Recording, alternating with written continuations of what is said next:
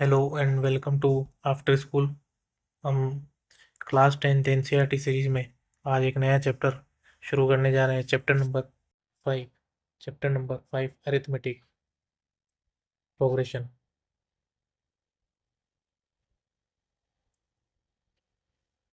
Arithmetic progression इसे हम short में एपी भी बोलते हैं। अरिथमेटिक प्रोग्रेशन जिसे शॉर्ट में हम एपी भी बोलते हैं। मैं कुछ एग्जांपल लिख रहा हूँ, कुछ सीरीज बना रहा हूँ, देखना 1 2 3 4 5 एंड सो ऑन। एक और एग्जांपल 2 4 6 8 10 सो। हम इन दोनों एग्जांपल में एक पैटर्न देख सकते हैं। पहला एग्जांपल है 1 2 3 4 5 एंड सो ऑन।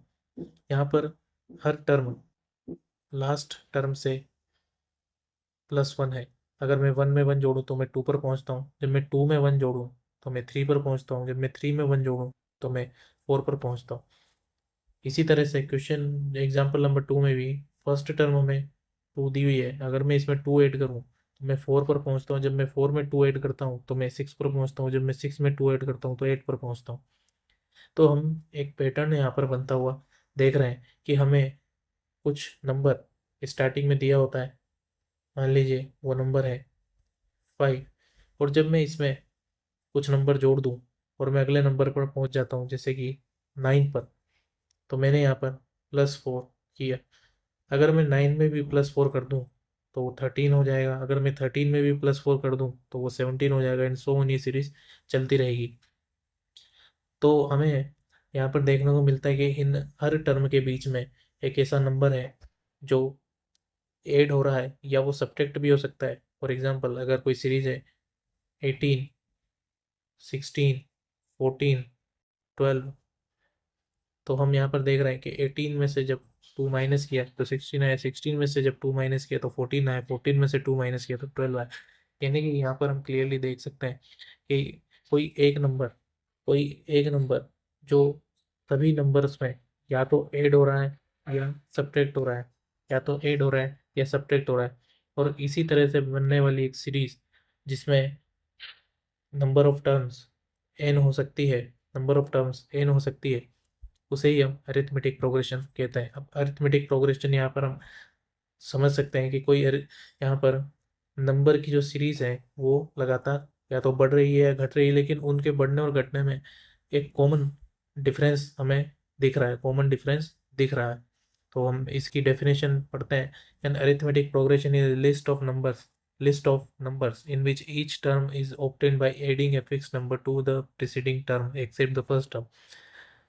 यही डेफिनेशन में लिखा हुआ है कि अगर कोई लिस्ट ऑफ नंबर्स है, जैसे कि 2 6 10 14, तो इस लिस्ट ऑफ नंबर में हमें हर टर्म पिछली वाली टर्म में कुछ ऐड करके मिल रही है, कुछ ऐड करके मिल रही है। तो इसे ही अरिथमेटिक प्रोग्रेशन कहते हैं। तो हमने अरिथमेटिक प्रोग्रेशन क्या होता है ये देख लिया। टर्म्स एक ये टर्म बार बार यूज होगी, टर्म्स। तो इस टर्म्स का मतलब क्या होता है? जो अरिथमेटिक प्रोग्रेशन की हमारे पास में सीरीज दे रखी है उसमें जितने भी नंबर आ रहे हैं वो सब टर्म्स होती है। जैसे कि यहाँ पर टू इज जो टू है वो फर्स्ट टर्म है। टू जो है वो फर्स्ट टर्म है। 14 जो है यहाँ पर लास्ट टर्म है। और अगर मैं बोलूँ total number of terms n is equal to, यहाँ पर first term, second term 6, third term 10, fourth term या लास्ट टर्म 14, तो हमारे पास में टोटल नंबर ऑफ टर्म्स यहाँ पर 4 है। इसी तरह से अगर मैं इस 18 वाली सीरीज में देखूँ तो 1 2 3 4 हमारे पास में n is equal to 4। n means total number of terms. यहाँ पर जो फर्स्ट टर्म है वो 18 है, और जो लास्ट टर्म है वो 12 है। तो इस तरह से जो भी नंबर इस सीरीज में आ रहे हैं उन्हें टर्म्स कहा जाता है। हमने टर्म्स पढ़ लिया। अब फर्स्ट टर्म क्या होता है? जहाँ से सीरीज शुरू हो रही है वो टर्म फर्स्ट टर्म होती है। इसके नाम से ही पता चल रहा है, जहाँ से सीरीज शुरू हो रही है वो टर्म फर्स्ट टर्म होगी, फर्स्ट टर्म, और फर्स्ट टर्म को हम ए से डिनोट करते हैं, ए से डिनोट करते हैं, यानी कि अगर मैं कहूँ इसमें ए इज इक्वल टू टू है, ए इज इक्वल टू टू है। कॉमन डिफरेंस हमने एग्जांपल्स में देखा और डेफिनेशन में पढ़ा कि फर्स्ट टर्म में हम कुछ ऐड कर रहे हैं या सब्ट्रैक्ट कर रहे हैं तो हम अगली टर्म पर पहुंच रहे हैं, अगली टर्म पर पहुंच रहे हैं। तो ये जो एडिशन या सब्ट्रैक्शन हमने किसी नंबर का किया है वो सभी टर्म्स में कॉमन है, सभी टर्म्स में कॉमन है। जैसे 1 से 5 जाने के लिए हमने 4 ऐड किया, 5 से 9 जाने में 4 ऐड किया, 9 से 13 जाने में 4 ऐड किया। तो यहाँ पर हमें दिख रहा है कि जो 4 है ये सभी टर्म में कॉमन है, सभी टर्म में कॉमन है। यानी कि अगर मैं इसे इस तरह से लिखूँ 13 - 9 भी 4 होगा, मैं इस तरह से सब्ट्रैक्शन कर रहा हूँ, 13 - 9 4 होगा, 9 - 5 भी 4 होगा, 9 - 5 भी 4 होगा, और 5 - 1 भी 4 होगा। यानी कि जो 4 है, ये जो 4 है ये सभी टर्म्स में, सभी टर्म्स के डिफरेंस में कॉमन आ रहा है, इसीलिए हम इसे कॉमन डिफरेंस कहते हैं, कॉमन डिफरेंस कहते हैं। कॉमन डिफरेंस को हम डी डी से डिनोट करते हैं, कॉमन डिफरेंस को हम डी से डिनोट करते हैं। कॉमन डिफरेंस पॉजिटिव हो सकता है या नेगेटिव भी हो सकता है। जैसे कि पॉजिटिव तो हमने इस सीरीज में देखा, नेगेटिव भी ये इस तरह से हो सकता है कि मान लीजिए कोई सीरीज है जो 12 10 8 6 इस तरह से आ रही है, तो अगर मैं यहाँ पर कॉमन डिफरेंस निकालूँ तो 6 - 8 इज -2, यानी कि यहाँ पर 2 ऐड नहीं हो रहा है, यहाँ पर 2 सब्ट्रैक्ट हो रहा है, हर टर्म में से 2 सब्ट्रैक्ट हो रहा है, हर टर्म में से 2 सब्ट्रैक्ट हो रहा है। यानी कि कॉमन डिफरेंस पॉजिटिव, नेगेटिव और इवन कुछ केसेस में जीरो भी हो सकता है।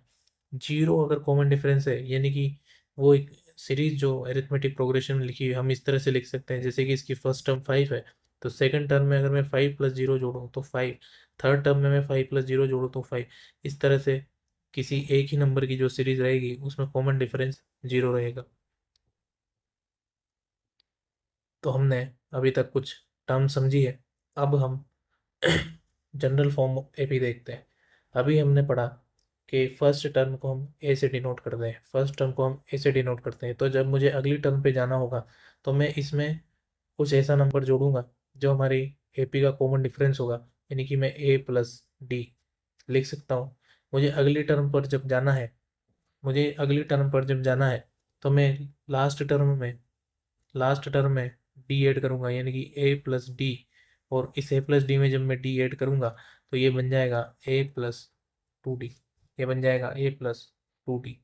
सिमिलरली अगर मैं इसके अगली टर्म पर जाऊंगा तो A + 2D + D जो बन जाएगा A + 3D।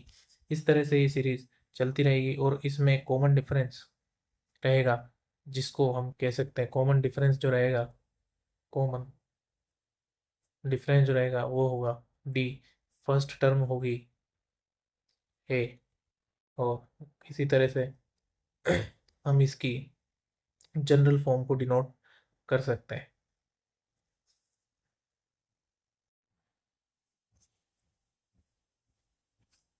अब ये सब पढ़ने के बाद में हम एक लास्ट चीज और देखते हैं जिसे बोलते हैं nth टर्म। nth टर्म, मान लीजिए कोई एपी लिखी हुई है A1 जो कि इसकी फर्स्ट टर्म है, second term A2, second term A2 होगी, थर्ड टर्म A3 होगी, फोर्थ टर्म A4 होगी। इसी तरह से जो लास्ट टर्म है हम उसे an कह रहे हैं। अभी हमें n की वैल्यू क्या है ये पता नहीं है, तो जो लास्ट टर्म होगी वो an होगी, लास्ट टर्म जो है an होगी। तो इससे जस्ट पीछे वाली यानी कि सेकंड लास्ट टर्म क्या होगी, n - 1, यानी कि हम इसे लिख सकते हैं an - 1। इस तरह से हम एपी की सभी टर्म को लिखते हैं। nth टर्म जब हम लिखेंगे तो हम उसे an इस तरह से लिखेंगे। इतना पढ़ने के बाद में अब हम एक्सरसाइज करते हैं। इस एक्सरसाइज से पहले जो एग्जांपल्स हैं वो सभी एक्सरसाइज में कवर हो रहे हैं, इसलिए मैं उन्हें अलग से नहीं करा रहा हूँ। एक्सरसाइज में वो कंप्लीट एग्जांपल्स आपके कवर हो जाएंगे। अगर हमने कंसेप्ट सीख लिया तो वो एग्जांपल और एक्सरसाइज दोनों हमें सिमिलर ही दिखेगी, इसलिए मैं डायरेक्ट एक्सरसाइज पर आता हूँ। एक्सरसाइज 5.1 में लिखा हुआ है, पहला question, which of the following situation does the list of numbers list of numbers हमने अभी एपी की डेफिनेशन में पढ़ा था, लिस्ट ऑफ नंबर्स इज, जिसमें कुछ कॉमन डिफरेंस होता है, वो एपी होती है। Involve make an arithmetic progression. पहला क्वेश्चन दिया हुआ है, taxi fare after each kilometre, taxi fare after each kilometre when fair is 15 rupees for the first kilometre and 8 for each additional kilometre. अब हमें पता लगाना है क्या ये एपी में है या नहीं है। हमें इस तरह से सॉल्यूशन करते हैं कि for the first kilometre taxi fare for first kilometre दिया हुआ है 15 रुपीज़। जो सेकंड किलोमीटर के लिए दिया हुआ है टैक्सी फेयर फॉर, अब हमने यहाँ पे देखा कि एडिशनल 8 रुपीज़ उसे हर किलोमीटर पे देने होंगे। तो अगर मैं सेकंड की जगह यहाँ पर लिखूँ फर्स्ट 2 किलोमीटर्स, यानी कि उसने पहले किलोमीटर के लिए तो फर्स्ट किलोमीटर के लिए 15 रुपीज़ दिए हैं, और सेकंड किलोमीटर के लिए वो 15 सेकंड किलोमीटर के लिए वो 8 रुपीज़ दे रहा है, यानी कि फर्स्ट 2 किलोमीटर्स के लिए वो 15 + 8 रुपीज़ दे रहा है। अगर मैं आगे देखूँ, taxi fare for first 3 kilometre, first kilometre के लिए उसने 15 दिया, सेकंड के लिए उसने 8 और दिया, थर्ड के लिए वो फर्दर 8 देगा, यानी कि मैं इसे इस तरह से लिख सकता हूँ 15 + 2 × 8, 15 + 2 × 8 मीन्स 15 + 16 = 31। तो हम यहाँ पर देख रहे हैं कि हर टर्म पर कुछ नंबर ऐड हो रहा है। हमारी सीरीज़ बनी, हमारी सीरीज़ कुछ इस तरह से बन रही है।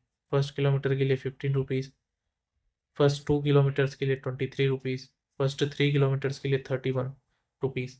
यहाँ पर हम देख रहे हैं इस तरह से ये आगे भी लिखी जा सकती है। हम यहाँ पर देख रहे हैं कि फर्स्ट और सेकंड टर्म के बीच में 23 - 15 का डिफरेंस मीन्स 8 का डिफरेंस आ रहा है। अगर मैं थर्ड टर्म और सेकंड टर्म के बीच में डिफरेंस देखूं तो 31 - 23 = 8 का डिफरेंस आ रहा है, यानी कि ये जो टर्म है यहाँ पर, इनके बीच में, दो टर्म्स के बीच में एक डिफरेंस आ रहा है जो है 8, और ये दोनों में सेम है, यानी कि ये इनका कॉमन डिफरेंस है। और अगर ये कॉमन डिफरेंस है तो ये जो हमें प्रॉब्लम स्टेटमेंट दिया है ये एपी में है, ये प्रॉब्लम स्टेटमेंट एपी में है। हम अगला क्वेश्चन देखते हैं। धीरे धीरे इस तरह के क्वेश्चन इजी लगने लगेंगे। पहले कुछ क्वेश्चन नंबर 2 करते हैं। इसमें लिखा हुआ है कि 1/4 एयर एक बार में रिमूव हो गई, तो हम इनिशियल वॉल्यूम ऑफ सिलेंडर मान लेते हैं V। अगर फर्स्ट टाइम में 1/4 ऑफ द वॉल्यूम निकाल लिया गया तो V में से 1/4 ऑफ V को निकाल लिया गया, मीन्स यहाँ पर कॉमन लिया हमने, और इसे हम लिख सकते हैं 3/4 V। यानी कि अगर मैं V में से 1/4 V निकाल लूँ तो बचेगा 3/4 V। जब सेकंड टाइम पर पंप चलेगा तो 3/4 V अब हमारे लिए इनिशियल वॉल्यूम हो गई है। अब 3/4 हमारे लिए इनिशियल वॉल्यूम हो गई है, यहाँ से हमने 3/4 V लिया, और इसमें से हमें 1/4 ऑफ 3/4V सब्ट्रैक्ट करना पड़ेगा। 3/4 ऑफ 1/4 सब्ट्रैक्ट करना पड़ेगा। हमने यहाँ पर देखते हैं 3/4 कॉमन आ रहा है, और 1 - 1/4 अगेन ये बन गया 3/4V इंटू 3/4 विच इज़ 3 का होल स्क्वायर V। अब हमारी इनिशियल वॉल्यूम थर्ड टाइम के लिए जब हमारी इनिशियल वॉल्यूम थर्ड टाइम के लिए इसी तरह से जब हम करेंगे 3/4 का होल स्क्वायर V माइनस 1/4 हो 3/4 का होल स्क्वायर V, तो हम देखेंगे कि हमारी जो थर्ड टाइम जो वॉल्यूम आएगी वो आएगी 3/4 का होल क्यूब इंटू V। अब हम यहाँ पर देख रहे हैं कि हमारे 3 टर्म हमारे पास में है। पहली टर्म है V, उसके बाद में 3/4V, फिर 3/4 का होल स्क्वायर V, फिर 3/4 का होल क्यूब V। तो हम अगर डिफरेंस देखें तो फर्स्ट टर्म में डिफरेंस, फर्स्ट और सेकंड टर्म में डिफरेंस आ रहा है 1/4 का। हम इन दोनों में डिफरेंस करें थर्ड और सेकंड टर्म में, तो 3/4 का स्क्वायर मीन्स 9/16 माइनस 3/4, 16 एलसीएम आएगा 9, और 4 टाइम्स है तो 12 माइनस 3/16। यानी कि जो हमारा कॉमन डिफरेंस है वो कॉमन नहीं आ रहा है, यानी कि जो इनमें डिफरेंस है वो कॉमन नहीं आ रहा है। यहाँ पर 1/4 डिफरेंस आ रहा है, यहाँ पर -3/16 डिफरेंस आ रहा है। और ऐसे हम फर्दर आगे करते रहेंगे तो जो डिफरेंस है वो सब में अलग अलग आएगा। अगर सब में डिफरेंस अलग अलग आ रहा है इसका मतलब इनमें कोई कॉमन डिफरेंस नहीं है, और कॉमन डिफरेंस नहीं होने के कारण ये एपी में भी नहीं होगी। इसके बाद में हम क्वेश्चन नंबर 3 करते हैं। क्वेश्चन नंबर 3,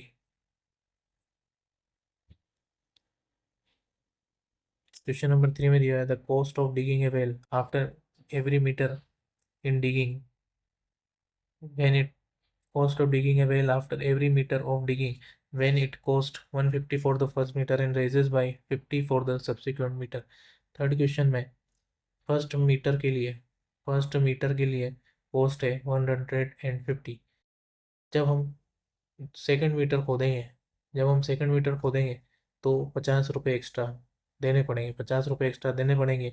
यानी कि जब हमने पहला मीटर खोदा तो हमने 150 रुपये दिए, जब हमने सेकंड मीटर खोदा तो हमने 150 प्लस 50 रुपये दिए। जब हमने थर्ड मीटर खोदा जब हमने थर्ड मीटर खोदा तो हमने 200 रुपये तो दिए, प्लस एक्स्ट्रा 50 रुपये भी दिए, विच इज़ 250। तो हम इसी तरह से फर्दर उसको डिग करते जाएंगे, और मान लीजिए हमने उसे एन बार डिग किया तो हमारी कुछ एपी इस तरह दिखेगी 150, 200, 250 एंड सो ऑन, जब तक nth टर्म तक हमने इसे डिग किया। तो यहाँ पर हम डिफरेंस अगर निकालें तो 200 माइनस 150 इज 50, 250 माइनस 200 इज 50। तो यहाँ पर देख रहे हैं कि जो कॉमन डिफरेंस है वो 50 आ रहा है। अगर कॉमन डिफरेंस 50 आ रहा है यानी कि ये एपी में लिखा हुआ है, यानी कि जो हमारा प्रॉब्लम स्टेटमेंट है ये एपी में लिखा हुआ है। इसके बाद हम क्वेश्चन नंबर 4 करते हैं। क्वेश्चन नंबर 4 में money the amount of money in the account every year when 10,000 is deposited at compound interest of 8% per annum। अब हमें कंपाउंड इंटरेस्ट की थोड़ी थोड़ी नॉलेज होनी चाहिए। कंपाउंड इंटरेस्ट का फॉर्मूला हमने पहले पढ़ा है छोटी क्लासेस में। फॉर्मूला होता है P into 1/rate of interest divided by 100 into in all power n। ये हमारा कंपाउंड इंटरेस्ट का फॉर्मूला होता है। अब इसमें अगर मैं इस तरह से लिख दूंगा तो ये हमारा अमाउंट निकल कर आएगा टोटल अमाउंट निकल कर आएगा। अब इसी तरह से हम first year, second year, third year के लिए निकाल के चेक करते हैं। हमने 10,000 रुपीज़ फर्स्ट टाइम जमा किए, 1 प्लस रेट 8% डिवाइडेड बाई 100 और पावर 1, ये फर्स्ट टर्म। सेकंड टर्म हमारी होगी 10,000 1 प्लस 8/100 की पावर 2। थर्ड टर्म होगी 10,000 1 प्लस 8/100 की पावर 3। अब ये हम यहाँ पर क्लियरली देख सकते हैं कि 10,000 तो सब में कॉमन आ रहा है, लेकिन अगर हम इसे सोल्व करें तो ये 108/100 की पावर 1, 10,000 108/100 की पावर 2, 10,000 108/100 की पावर 3। हम यहाँ पर क्लियरली देख सकते हैं कि पावर यहाँ पर 1 से 2 और 2 से 3 हो रही है। जब हम इनको जब हम इनको डिफरेंस निकालना चाहेंगे तो स्क्वायर यहाँ पर इस टर्म का हो रहा है, यहाँ पर इसकी पावर 1 है, उसके बाद क्यूब हो रहा है, तो इनका कॉमन डिफरेंस कभी भी सेम नहीं आएगा, यानी कि इनका डिफरेंस कॉमन नहीं होगा। इस कारण से ये एपी में नहीं है, इस कारण से ये टर्म एपी में, ये जो प्रॉब्लम स्टेटमेंट है ये एपी में नहीं। नेक्स्ट क्वेश्चन नंबर 2, इसमें दिया हुआ है right first four term of the AP when the first term A and common difference D R given. तो हमें कॉमन डिफरेंस भी दिया हुआ है और फर्स्ट टर्म भी दी हुई है, तो हमें एपी की फर्स्ट फोर टर्म लिखनी है। फर्स्ट क्वेश्चन में इज इक्वल टू 10 और d is equal to b 10। First term हमें दी हुई है 10, फर्स्ट टर्म दी हुई है 10। तो जब हम फर्स्ट टर्म में डी ऐड कर देंगे इस इक्वेशन की जो हमने जनरल फॉर्म पढ़ी थी इसे एक बार मैं फिर लिखता हूँ, a plus d, a plus 2d, a plus 3d and so on. तो जब हमारे पास में a 10 दिया हुआ है तो a प्लस डी कितना होगा, a प्लस डी कितना होगा, 10 प्लस 10 इज 10 प्लस 10 इज 20। जब हमने सेकंड टर्म निकाली तो थर्ड टर्म होगी a plus 2d means 2 into 10 means 30। Third term हमारी आएगी 30। फोर्थ टर्म इसी तरह से हम निकालेंगे 40। फोर्थ टर्म इसी तरह से निकालेंगे 40। हम इसे एक बार क्रॉस वेरीफाई भी कर सकते हैं। फोर्थ टर्म और थर्ड टर्म का डिफरेंस 10, थर्ड और सेकंड टर्म का डिफरेंस 10, सेकंड और फर्स्ट टर्म का डिफरेंस 10 आ रहा है, यानी कि जो हमने एपी लिखी है वो सही है। हमें फोर टर्म ही लिखनी थी तो हमने first form term four term लिख दी है। इसके बाद क्वेश्चन नंबर इसी का सेकंड, ए दिया हुआ है -2 और टी दिया हुआ है 0। ए प्लस ए कोमा ए प्लस डी, ए प्लस 2d, ए प्लस 3d, हमें फोर टर्म लिखनी है। तो ए दिया हुआ है -2, ए दिया हुआ है -2, -2 plus 0 common difference 0, -2 plus 2 into 0 comma -2 plus 3 into 0, यानी कि -2 -2 -2 और -2, यानी कि ये जो एपी बन रही है इसमें डिफरेंस 0 है। और हम पहले देख चुके हैं ये कि जब सेम नंबर बार बार रिपीट होता है तो हम वहाँ पर कॉमन डिफरेंस 0 होता है। ये हम ऑलरेडी देख चुके हैं और ये भी देख चुके हैं कि कॉमन डिफरेंस पॉजिटिव, नेगेटिव और 0 कुछ भी हो सकता है। तो यहाँ पर इस केस में कॉमन डिफरेंस 0 था, इस कारण से -2 ही बार बार रिपीट होगा। क्वेश्चन नंबर 3 देखते हैं। इसमें लिखा हुआ a is equal to 4, d is equal to -3। हम ये भी देख चुके हैं कि कॉमन डिफरेंस माइनस में हो सकता है। a comma a plus d, a plus 2d, a plus 3d, 4, 4 plus common difference which is -3, 4 plus 2 into -3,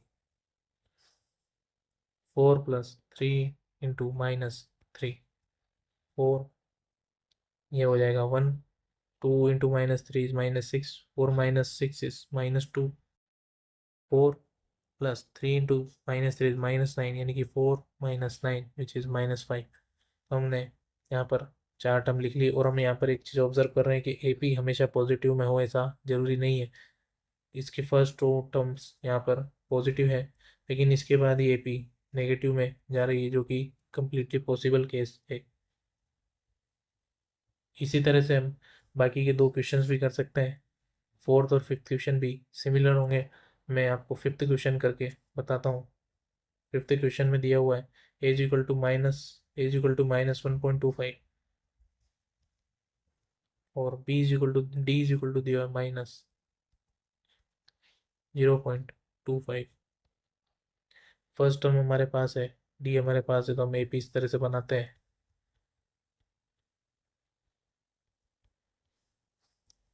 -1.25 first term, second term -1.25 plus D minus में दिया हुआ है -0.25, -1.25 प्लस 2 इंटू -0.25।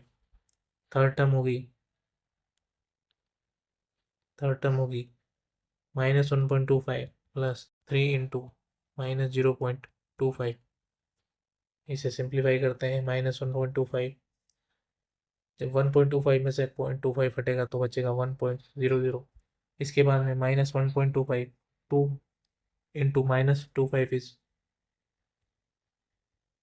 0.50 which is -1.75। हमारी third term हुई -1.75। Fourth term हम देखते हैं 3 into -0.25 is -0.75, -1.25 -0.75 is -2.00। इस तरह से हमने एपी की चार टर्म्स लिख ली। हमें ए दिया हुआ है और डी दिया हुआ है तो हम आसानी से एपी बना सकते हैं। Question number 3, question number 3, for the following APs right the first term and the common difference. Question करते हैं, हमें फर्स्ट टर्म और कॉमन डिफरेंस निकालना है। यहाँ पर फर्स्ट क्वेश्चन में एपी लिखी हुई है तो फर्स्ट टर्म तो हमें ए इज इक्वल टू 3 तो दिख रहा है। कॉमन डिफरेंस निकालने के लिए हम A2 में से A1 सब्ट्रैक्ट कर रहे हैं, A2 में से A1 को सब्ट्रैक्ट कर रहे हैं, यानी कि 1 - 3 - 2। अब क्योंकि ये AP में है और हमें ऑलरेडी दिया हुआ है ये AP में और कॉमन डिफरेंस निकालना है, तो ये सभी जो दो टर्म्स का डिफरेंस होगा उसमें -2 ही आएगा। हम चाहें तो इसे वेरीफाई कर सकते हैं। A3 - A2, A3 है -1, A2 है 1, यानी कि -1 - 1 इज -2। क्योंकि कॉमन डिफरेंस है इसीलिए किन्हीं भी दो कंसेक्यूटिव टर्म्स का डिफरेंस सेम आएगा। क्वेश्चन नंबर सेकंड, -5 -1 3 7, ए हो गया -5। अगर हम डिफरेंस निकालना चाहते हैं तो ये A1 A2 A3 A4 है, किन्हीं भी दो कंसेक्यूटिव टर्म का डिफरेंस ले सकते हैं। A4 - A3, 7 - 3 4। चाहे तो A3 - A2 भी करके देख सकते हैं, 3 माइनस ऑफ -1 विच इज़ 4। इसी तरह से ये दो क्वेश्चन भी आसानी से किए जा सकते हैं। थर्ड क्वेश्चन में ए तो है 1/3 और कॉमन डिफरेंस होगा 5/3 - 1/3 विच इज़ 4/3, ये कॉमन डिफरेंस होगा। क्वेश्चन नंबर 4 में ए तो है 0.6, ए तो है 0.06 और कॉमन डिफरेंस होगा 1.7 - 0.6 विच इज़ 1.1। तो हमने क्वेश्चन नंबर 3 भी कर लिया है।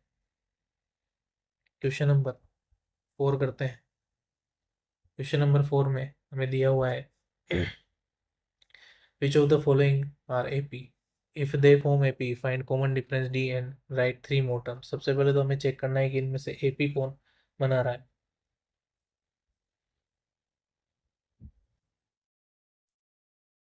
फर्स्ट क्वेश्चन में लिखा हुआ है 2 4 8 16 एंड सो ऑन। क्या ये AP में है? अगर AP में है तो हमें जो कॉमन डिफरेंस है वो सेम मिलेगा। तो हम देखते हैं A2 - A1, यानी कि 4 - 2 इज 2। हम देखते हैं A3 - A2 विच इज़ 8 - 4 4। एक बार A4 - A3 भी करते हैं, 16 - 8 विच इज़ 8। हम यहाँ पर देख रहे हैं कि डिफरेंस जो है वो तीनों में अलग अलग आ रहा है। डिफरेंस जो है तीनों में अलग अलग आ रहा है, यानी कि अगर यहाँ पर डिफरेंस कॉमन नहीं है तो ये AP में नहीं हो सकता, यानी कि फर्स्ट क्वेश्चन AP में नहीं है। अगर AP नहीं है तो कॉमन डिफरेंस तो नहीं लिखा जा सकता। सेकंड क्वेश्चन हम करते हैं। सेकंड क्वेश्चन में लिखा हुआ है 2 5/2 3 7/2 एंड सो ऑन।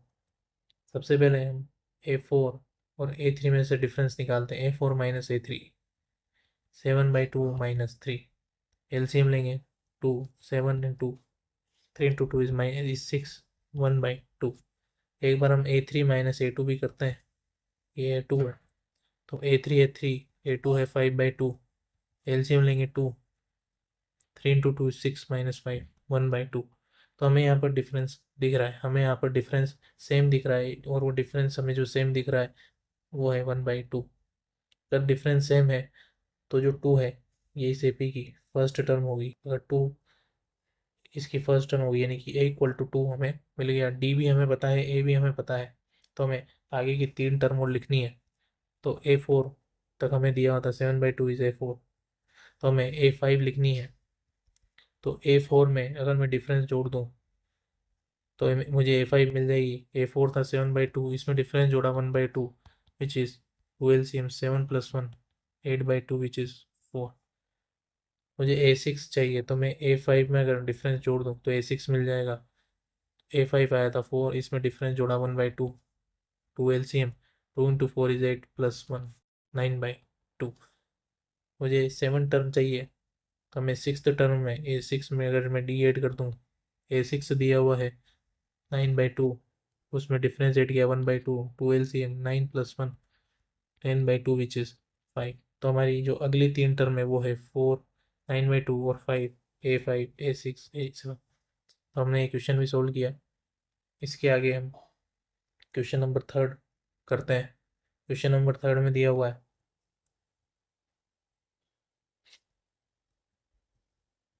-1.2 -3.2 -5.2 -7.2। मैं इन्हें नाम दे देता हूँ A, A1 A2 A3 A4 A4 minus A3 minus 7.2 minus minus 5.2 minus 7.2 minus और माइनस प्लस होगा, हम इसे सोल्व करेंगे तो -2। मैं A3 माइनस A2 भी कैलकुलेट करता हूँ। A3 is -5.2 minus of -3.2, A2 हमारा -3.2 है। जब ब्रैकेट ओपन होगा तो माइनस और माइनस प्लस 3.2, अगेन 2 आ रहा है, यानी कि हमें यहाँ पे A4 माइनस A3 और A3 माइनस A2 अगर सेम दिख रहा है, यानी कि हमें कॉमन डिफरेंस यहाँ पर -2 दिख रहा है। कॉमन डिफरेंस हमें -2 दिख रहा है। कॉमन डिफरेंस है हमारे पास में A1 भी है, जिसे -1.2 दिया हुआ है, तो हम आगे की टर्म्स निकाल सकते हैं। नेक्स्ट टर्म्स निकालने के लिए हम फिफ्थ टर्म निकालने के लिए A4 प्लस डिफरेंस करेंगे। A4 हमारे को दिया हुआ है 7.2 माइनस में, और D है -2, जब ऐड करेंगे तो बनेगा -9.2। सिमिलरली A6 और A7 भी निकाले जा सकते हैं। A6 is A5 plus D और A7 is A6 plus D। Question number 3 हो गया। अब क्वेश्चन नंबर 4 करते हैं। -10 -6 -2 और 2 की सीरीज है। A1 A2 A3 और A4 दिए हुए हैं, तो A4 minus A3, 2 minus of -2 is +4, A3 minus A2 -2 of -6, ये बनेगा -2 + 6 इज 4। A2 माइनस A1 भी निकालते हैं, -6 माइनस ऑफ -10, -6 + 10 इज 4, यानी कि हमें डिफरेंस जो है सब में 4 नज़र आ रहा है, यानी कि हमारा कॉमन डिफरेंस 4 है। तो मुझे अगर A5 निकालना है तो वो होगा A4 प्लस D। A4 है A4 है 2, 2 + D 4 is equal to 6। A6 मुझे निकालना है तो A5 प्लस D, A5 है 6 और D है 4, यानी कि 10। A7 भी निकालना है तो A6 प्लस D, A6 है 10 और D है 4 विच इज़ 12।